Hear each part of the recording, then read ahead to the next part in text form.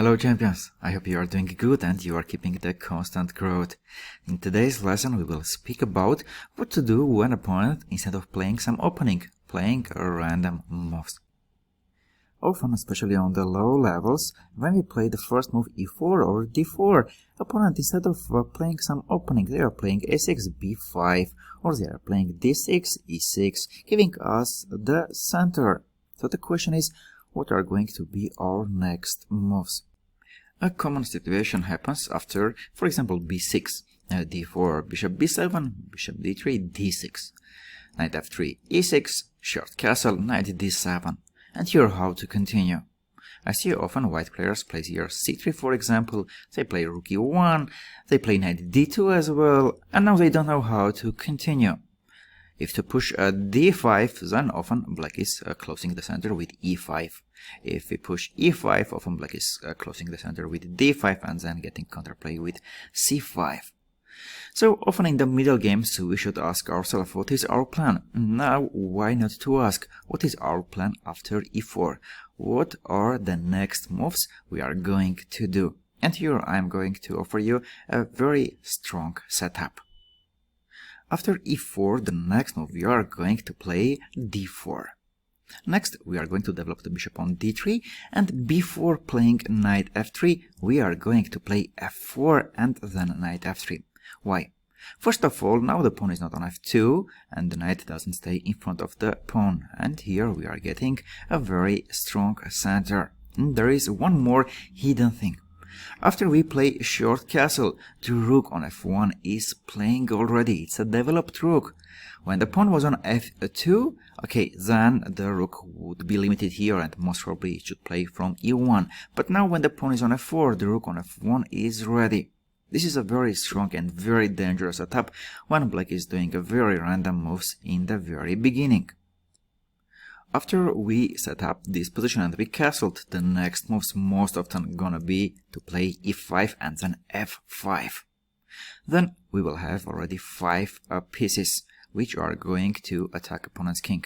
The bishop on d3, the knight on f3, the rook on f1, which is already developed because the pawn is not on f2, the queen on d1 will be ready to join the attack, and also the bishop on c1. We didn't develop him, it's not on d2, it's not on e3, but it's going to do a very good job on this diagonal. The knight on b1 also is ready to join the game from c3, e4. Often we can win the game even without knight c3, knight e4, because additionally next to these 5 pieces we have another 2 strong pawns in the center. The same setup I am going to recommend you to do from black side. If in the beginning opponent is doing random moves, we are playing e5, d5, f5, before playing knight f6, then bishop d6, short castle, e4, f4, it's totally same story. I will show you one example. Very recently I was playing online and one of my opponents after e4 decided not to go to fight with me, actually with Chessmood openings, and he started to play some random stuff. And 2 very short games happened. After b6, d4, bishop b7, bishop d3, more you will find in the course about this Owen defense. b6, bishop b7 calls Owen defense. And here d6 he played. f4, e6, knight f3, knight d7, a short castle, and in the first game he played here g6.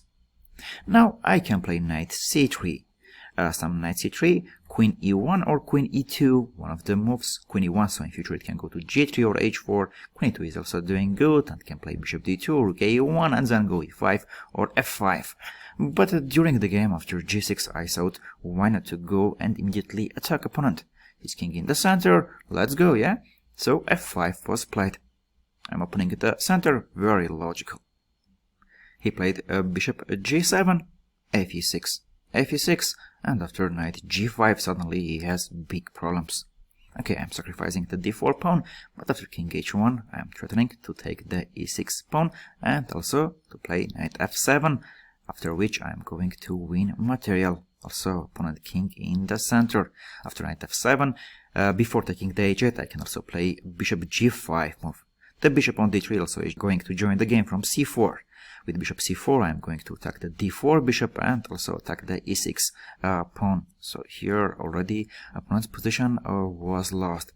The next game, instead of playing here g6, opponent played knight gf6, attacking the e4 pawn.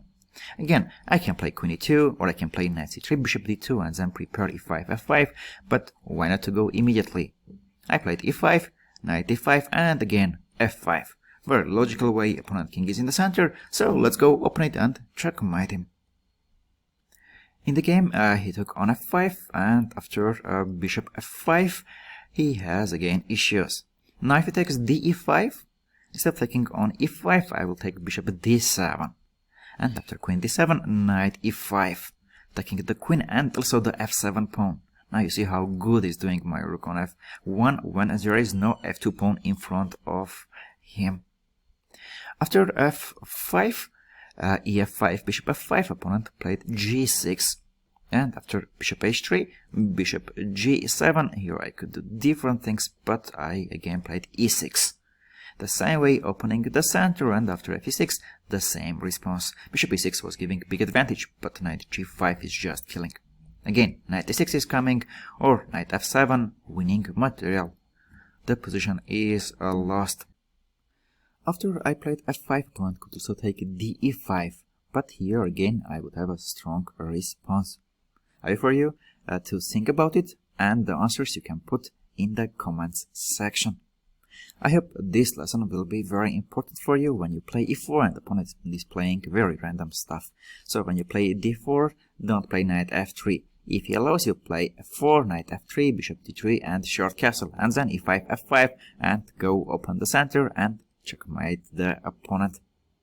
GM Avetik was with you. See you during the next lessons.